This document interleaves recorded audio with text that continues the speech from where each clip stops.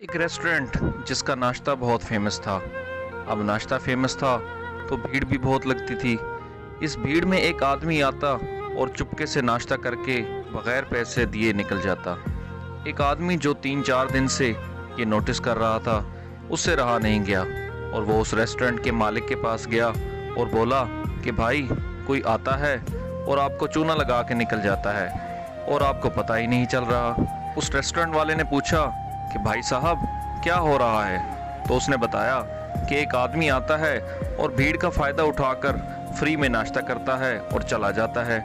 तो रेस्टोरेंट के मालिक ने कहा कि ऐसा बताने वाले आप पहले आदमी नहीं हैं। मुझे बहुत से लोगों ने ये पहले ही बता दिया था, मगर जब पहली बार मुझे उस आदमी का पता चला तो मैंने उसका पीछा किया।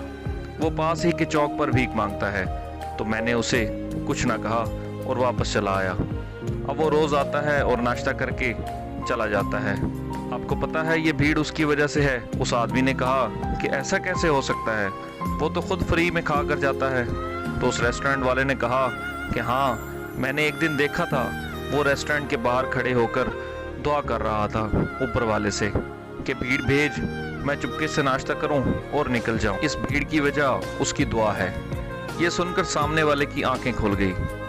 कभी ज़िंदगी में आपको लगे कि ये सब कुछ आपकी वजह से हो रहा है, तो नहीं, कई बार दूसरों की दी हुई दुआओं की वजह से सब कुछ हो रहा होता है। शुक्रिया अदा करना, थैंक यू बोलना शुरू कीजिए।